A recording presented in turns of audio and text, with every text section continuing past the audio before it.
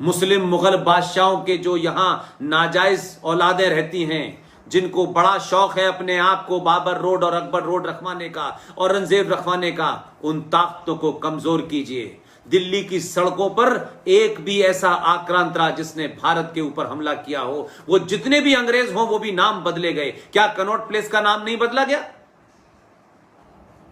तो आज नाम बदलने में क्या प्रॉब्लम है? अगर आप ये कहते हैं कि सत्ताओं में जो लोग आते हैं वही तय करते हैं, तो क्या तो आपने तय किया ही ना। तो 5 साल में एक आदमी प्रधानमंत्री रहा, अपनी माताजी की लाश के से उपजी हुई सहानुभूति से लगा दी।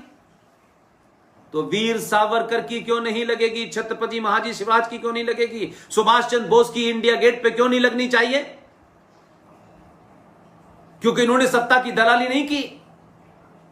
आपने झूठा प्रचार किया ताकि लोगों में इनके पुरुषार्थ को कमजोर किया जाए। सावरकर के बारे में आपने अलग अलग किताबें निकाली, उस किताब के माध्यम से आप जनमानस को मूर्ख बनाना चाहते हैं।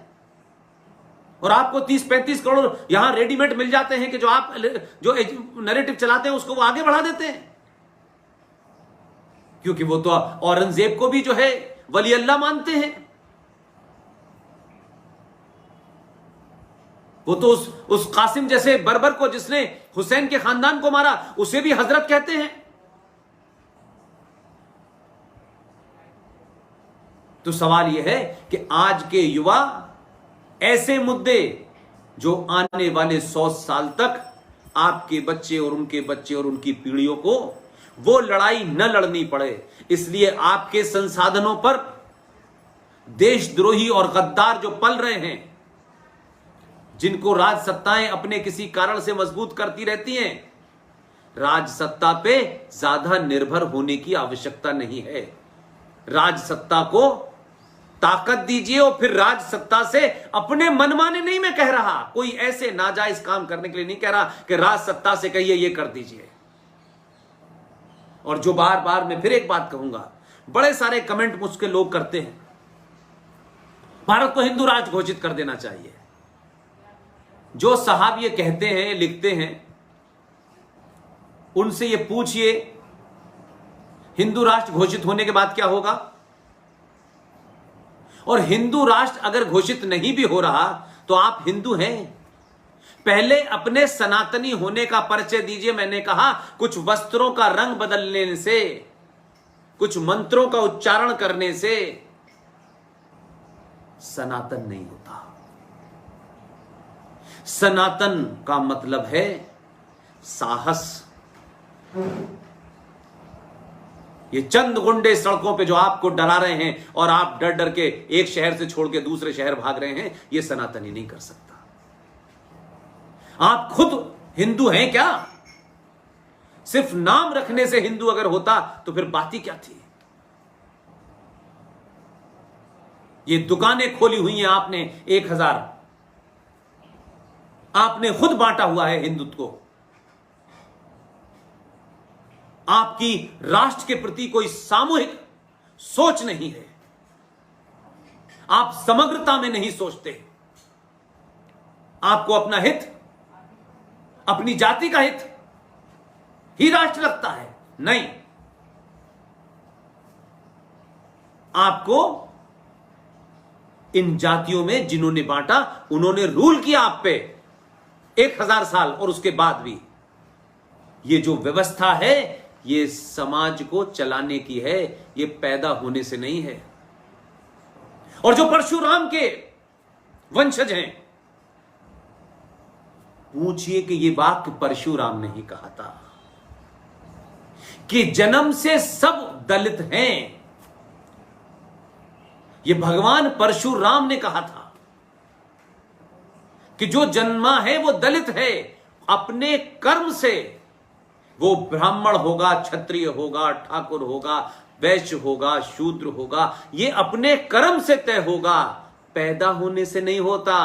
लेकिन आपने कहा नहीं, हम इस कुल में पैदा हुए हैं तो हम सुपीरियर हैं। इस मानसिकता ने इस सनातन को कमजोर किया है। और बौनों ने, लुटेरों ने, दलालों ने बलात्कारियों ने आप पे 1000 साल तक रूल इसलिए किया है, इसलिए नहीं किया कि उनका पुरुषार्थ मजबूत था, क्योंकि आपने अपने पुरुषार्थ को समाप्त कर दिया और अपनी सत्ता कैसे बन जाए, अपना नफा नुकसान आपने देखा, समाज भाड़ में चला जाए। धर्म के प्रति जो आपकी ड्यूटी है वो बन, क्योंकि आपको लगा कि हमें अपने पास रखना है। इस लालची मानसिकता ने सनातन को किस कोने में जाके खड़ा कर दिया है। यही वजह है कि 90 करोड़ होने के बाद भी पाल घर में 2 साधुओं पे जिस निर्मम तरीके से हत्या हुई, इस देश में तत्कालिक सोशल मीडिया पे उत्तेजना पैदा हुई, फिर समाप्त।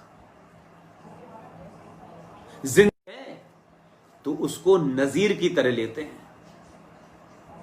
जिंदा कौमें एक घटना से हजारों साल तय करते हैं। हम तो अभागे हैं कि हमारे देश में आचार्य चाणक्य जैसा आदमी था, हम उसको पढ़ते नहीं हैं। हमने चाणक्यपुरी नाम तो रख दिया है क्यों हम सिंबल में बिलीव करते हैं।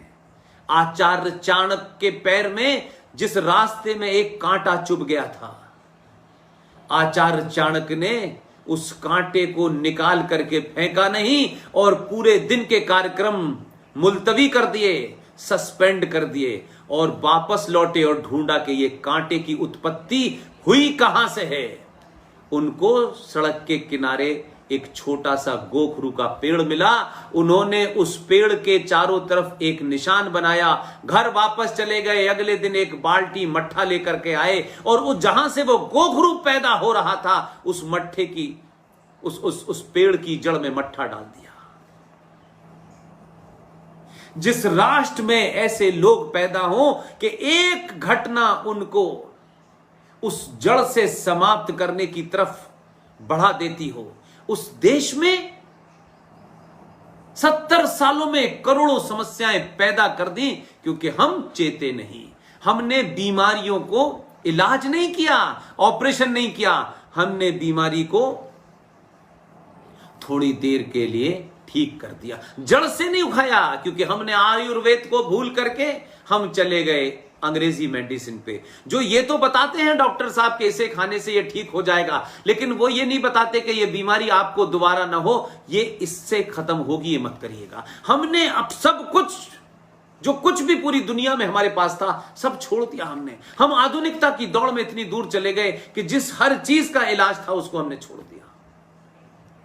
आचार्य चाणक्य के देश, उस समाज के मानने वालों, अगर आपने गुलशन कुमार की हत्या को समझा होता कि जिस जिहादी ने उसकी हत्या की है, जिस अंडरवर्ल्ड के माध्यम से उसकी हत्या की गई थी, ये गुलशन कुमार की हत्या नहीं थी, ये भारतीय फिल्म इंडस्ट्री के अंदर सनातन संस्कृति को स्थापित करने वाले लोगों की हत्या थी।